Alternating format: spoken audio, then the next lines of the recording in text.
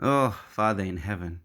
It's almost impressive at this point just how terrible the Merry Men movie franchise is capable of being. Like, every time I think they've hit creative bedrock, they somehow find a way to keep digging and reach even greater depths of shittiness. The first Merry Men movie, The Real Yoruba Demons, was practically dumb fun. The second Merry Men movie, Another Mission, was okay if you could turn off your brain for 2 hours. But Merry Men 3 Nemesis is a dumb, bloated, creatively bankrupt, nightmarish disaster of a movie. Sitting through almost 2.5 hours of this utter garbage was one of the most tedious, most frustrating, and depressing experiences I've ever had. And I'm from Nasarawa. Simply, Merry Men Nemesis is an absolute embarrassment of a movie that shames not just the talented actors in it, but their reputation as well. Heck, this movie taught me everything I need to know about time dilation. 2 hours of this movie felt like 2 years from my perspective. Now let's get into this mess of a plot. Now, believe it or not, the first 20 minutes of Merry Men of Madness are actually pretty good. The action kicks off in South Africa, where the antagonist, Dappy, is pursued in a car by a bunch of cops. But that's no problem because he and his gang escapes. And later he kills his gang because they double crossed him. And so he makes his way to Nigeria because he's got a wedding to attend. So we switch over to our protagonist, the Merry Men, and they're in church for Ayo's wedding.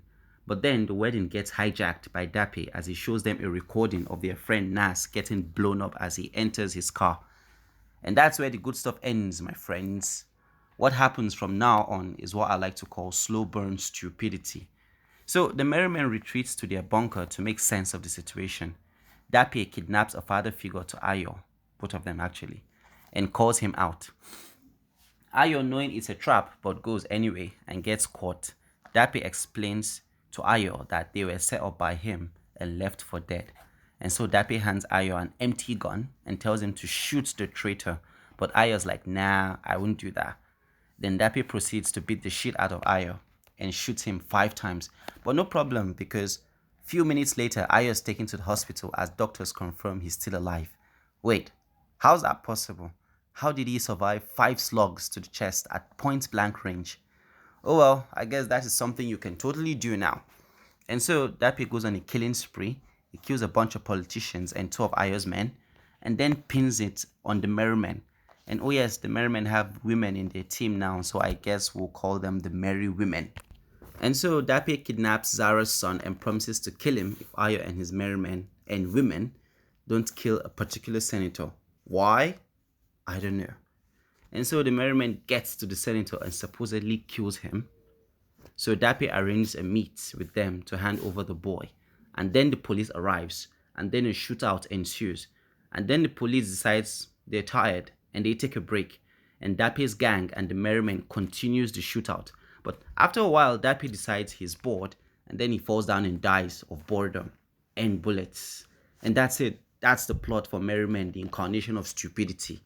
What a fucking incomprehensible calamity of a film this is. I mean, I'd be lying if I said I went into it expecting great things, but Jesus fuck, mother in Christ. This was worse than anything I could have imagined. For a start, it's senseless and horribly paced, built around a revenge quest where you're never entirely sure what's going on, to the extent that you pretty much stop caring. Fight scenes are sluggish and boring, clumsy and badly choreographed. There is no sense of energy or excitement to any of it. The first two movies in its franchise gave us playboy lifestyle, promiscuity, exotic cars, and fancy location. But this is just bland and directionless. There is no sense of dramatic payoff here, of carefully developed character arcs getting drawn together into a final fitting conclusion. It's no better on the character side either. The antagonist starts off as a menacing character, killing his entire team and a member of the Merry Men in the first 20 minutes. But from there, the script does a great disservice to him, as can be said for other talented casts in the movie. Chidi Mokeme, Ramsey Noah, Nadia Buhari, and Kate Henshaw are great actors and actresses, but any actor is only as good as the script they have to work with. I'm just glad Jim Ike wasn't in this movie. It's like he knew how terrible this movie was gonna be, and so he opted out to save his reputation. And all of this, this stupidity masquerading as good script writing and directing is what happens when you let talentless directors handle a movie. Anyway, that's all I've got for today. See you next